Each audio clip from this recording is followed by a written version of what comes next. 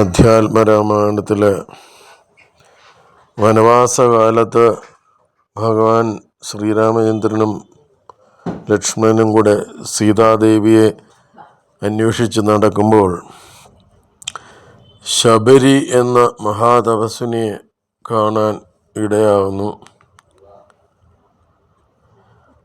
അവരുടെ ആശ്രമത്തിലേക്ക് പ്രവേശിക്കുന്നതും ശബരിയുമായി ഉള്ള സംഭാഷണവുമാണ് ഈ ഭാഗത്ത് എഴുത്തച്ഛൻ വിവരിച്ചിരിക്കുന്നത്. ശ്രീരാമനിൽ ലയിക്കുവാൻ, ശ്രീരാമനിൽ ചേരുവാൻ യഥാർത്ഥ ഭക്തി, ശുദ്ധമായ ഭക്തിയാണ് മാർഗം.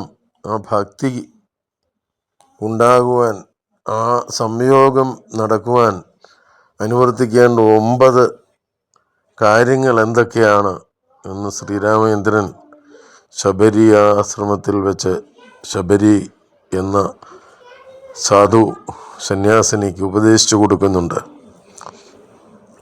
രാമായണത്തിലെ വളരെ പ്രധാനപ്പെട്ട ഒരു ഭാഗമാണ് ഇതെന്ന് ഞാൻ വിശ്വസിക്കുന്നു. ഇവിടെ അവതരിപ്പിക്കുന്നു. തെറ്റുകൾ, അപാകതകൾ ഗുരുജനങ്ങൾ സദയം ക്ഷമിക്കുക. ശബര്യാശ്രമ പ്രവേശനം. ഗന്ധർവനേവം ചൊല്ലിമറഞ്ഞോരനന്തരം സന്തുഷ്ടന്മാരായോരു രാമലക്ഷ്മണന്മാരും ഘോരമാം വനത്തൂടെ മന്ദമന്ദം പോയി ചെന്നു ചാരുത ചേർന്ന ശബര്യാശ്രമമകം ബുക്കാർ.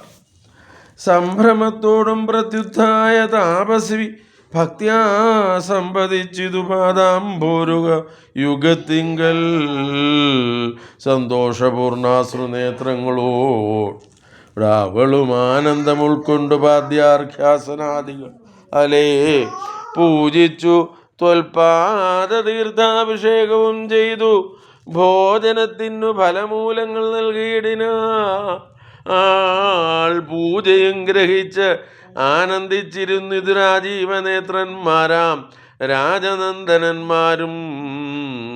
അന്നേരം ഭക്തി പൂണ്ടു തൊഴുതു ചൊന്നാളവൾ, ധന്യയായി വന്നേനഹമിന്നു പുണ്യാതിരേകാൽ എന്നുട ഗുരുഭൂതന്മാരായ മുനിജനം നിന്നെയും പൂജിച്ചനേകായിരത്താണ്ട് വാണാർ. അന്നു ഞാൻ അവരെയും ശുശ്രൂഷിച്ചിരുന്നു. പിന്നെ പോയി ബ്രഹ്മപ്രദം പദം പ്രാപിച്ചാർ അവർകളും. എന്നോട് ചൊന്നാരവർ, ഏതുമേ ഖേദിയാതെ ധന്യേ നീ വസിച്ചാലും ഇവിടെ തന്നെ നിത്യം. പന്നകശായി പരംപുരുഷൻ പരമാത്മാ വന്നവതരിച്ചിതു രാക്ഷസപദാർത്ഥമായി. നമ്മയും ധർമ്മത്തെയും രക്ഷിച്ചുകൊള്ളുവാനിപ്പോൾ നിർമ്മലൻ ചിത്രകൂടത്തിങ്കൽ വന്നിരിക്കുന്നു. വന്നീടും ഇവിടേക്ക് രാഘവൻ, എന്നാൽ അവൻ തന്നെയും കണ്ട് ദേഹത്യാഗവും ചെയ്താലും നീ വന്നീടുമെന്നാൽ മോക്ഷം നിനക്ക് എന്നു നൂനം. വന്നിതവണ്ണം ഗുരുഭാഷിതം സത്യമല്ലോ. നിന്തിരുവടിയുടെ വരവും പാർത്ത് നിന്തിരുവടിയെയും ധ്യാനിച്ചു വസിച്ചു ഞാൻ ശ്രീപാദം കണ്ടുകൊള്ളുവാൻ മൽഗുരുഭൂതന്മാരാം താമസന്മാർക്കു പോലും യോഗം വന്നീലയല്ലോ. ജ്ഞാനമില്ലാതെ ഹീനജാതിയിലുള്ള മൂഢ ഞാൻ ഇതിനൊട്ടും അധികാരിണിയല്ലയല്ലോ. വാഗ്മനോ വിഷയമല്ലാതൊരു ഭവദ്രൂപം കാൺമാനും അവകാശം വന്നു. അതു മഹാഭാഗ്യം. തൃക്കഴലിന് കൂപ്പി സ്തുതിച്ചു കൊള്ളുവാനും ഇങ്ങുൾക്കുമല കമലത്തിങ്കൽ അറിയപ്പോകാ ദയാനിധേ. രാഘവൻ അത് കേട്ടു ശബരിയോട് ചൊന്നാൻ, ആകുലം കൂടാതെ ഞാൻ പറയുന്നത് കേൾ നീ. പുരുഷ സ്ത്രീ ജാതി നാമാശ്രമാദികളല്ല കാരണം മമ ഭജനത്തിനു ജഗത്രയേ. ഭക്തി ഒന്നൊഴിഞ്ഞു മറ്റില്ല കാരണമേതും. ഭക്തി ഒന്നൊഴിഞ്ഞില്ല മറ്റില്ല കാരണമേതും മുക്തി വന്നിടുവാനുമില്ല മറ്റേതുമൊന്നും.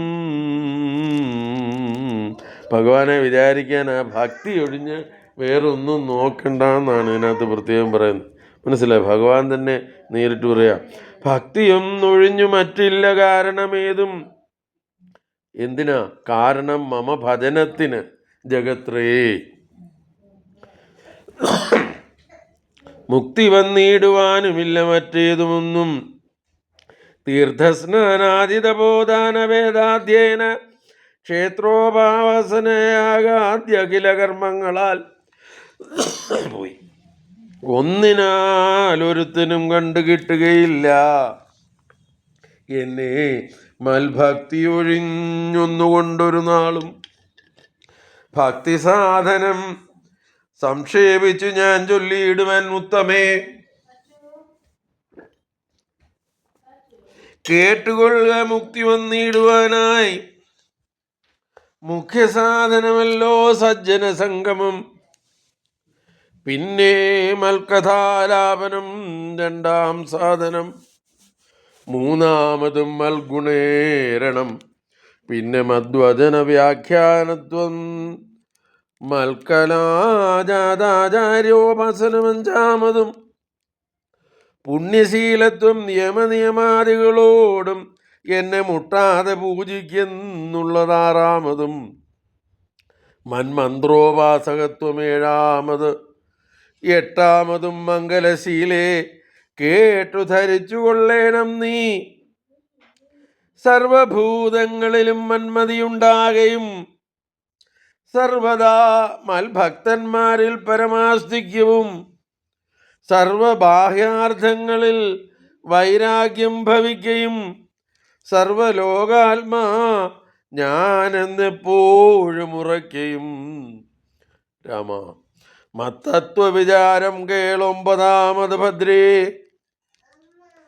ചിത്തശുദ്ധിക്കു മൂലമാദി സാധനം നൂനം, ഉക്തമായതു ഭക്തി സാധനം നവവിധം. ഇങ്ങനെ 9 വിധമുണ്ടെന്ന്. ഉത്തമേ, ഭക്തി നിത്യമാർക്കുള്ളു വിചാരിച്ചാൽ തിര്യഗ്രോ നിജങ്ങൾക്കെന്നാകിലും മൂഢമാരാം നാരികൾക്കെന്നാകിലും പുരുഷനെന്നാകിലും പ്രേമലക്ഷണമായ ഭക്തി സംഭവിക്കുമ്പോൾ വാമലോചനേ മമ തത്വാനുഭൂതിയുണ്ടാം. തത്വാനുഭവസിദ്ധനായാൽ മുക്തിയും വരും തത്ര ജന്മനി മർത്യനു ഉത്തമതബോധനേ. ആകയാൽ മോക്ഷത്തിനു കാരണം ഭക്തി തന്നെ. ഭാഗവതാഠ്യേ ഭഗവൽ പ്രിയേ മനുപ്രിയേ, ഭക്തിയുണ്ടാക കൊണ്ടു കാണായി വന്നിതു തവ മുക്തിയും അടുത്തിതു നിനക്കുതബോധനേ. ജാനകീ മാർഗമറിഞ്ഞീടിൽ നീ പറയണം, കേനവാ നീതാ സീതാ മൽപ്രിയ മനോഹരി. രാഘവവാക്യം കേട്ടോരു ശബരിയും ആകുലമകലുമാറാതരാൽ ഉര ചെയ്താൽ സർവവും അറിഞ്ഞിരിക്കുന്ന നിന്തിരുവടി. സർവജ്ഞനെന്നാകിലും ലോകാനുസരണാർത്ഥം ചോദിച്ച മൂലം പറഞ്ഞിടുവൻ. സീതാദേവി ഖേദിച്ചു ലങ്കാപുരി തന്നിൽ വാഴുന്നു നൂനം. കൊണ്ടുപോയത് ദശകണ്ഠനെന്നറിഞ്ഞാലും കണ്ടിതു ദിവ്യദൃശ്യ തണ്ടലർ മകളെ ഞാൻ. മുമ്പിലാം മാറു കുറഞ്ഞൊന്നു തെക്കോട്ട് ചെന്നാൽ പമ്പയാം സദസ്സിനെ കാണാം. തൽപുരോഭാഗേ പശ്യപർവ്വതം ഋഷ്യമൂകാഖ്യം. തത്ര വിശ്വസിച്ചിരിക്കുന്നു സുഗ്രീവൻ കപിശ്രേഷ്ഠൻ 4 മന്ത്രികളോടും കൂടെ. മാർത്താണ്ഡാത്മജൻ ബാലിയെ പേടിച്ചു സങ്കേതമായ അനുദിനം. ബാലിക്കു മുനിശാപം പേടിച്ചു ചെന്നുകൂടാ. പാലനം ചെയ്യുക ഭവാൻ അവന വഴി പോലെ. സഖ്യവും ചെയ്തു കൊള്ളുക സുഗ്രീവൻ തന്നോടെന്നാൽ ദുഃഖങ്ങളെല്ലാം തീർന്നു കാര്യവും സാധിച്ചിടും. എങ്കിൽ ഞാൻ അഗ്നിപ്രവേശം ചെയ്തു ഭവൽപാദപങ്കജത്തോട് ചേർന്നു കൊള്ളുവാൻ തുടങ്ങുന്നു. പാർക്കേണം മുഹൂർത്തമാത്രം ഭവാനത്രൈവമേ തീർക്കേണം മായാകൃതബന്ധനം ദയാനിധേ.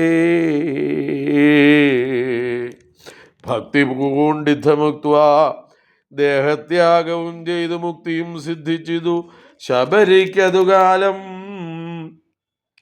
ഭക്തവത്സലൻ പ്രസാദിക്കിൽ ഇന്നവർക്കെന്നില്ല എത്തിയിടും മുക്തി നീചജാതികൾക്കെന്നാകിലും.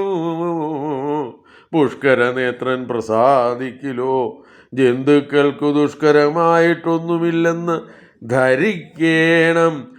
ശ്രീരാമഭക്തി തന്നെ മുക്തിയെ സിദ്ധിപ്പിക്കൂ. ശ്രീരാമപാദാംഭോജം സേവിച്ചുകൊള്ളുക നിത്യം.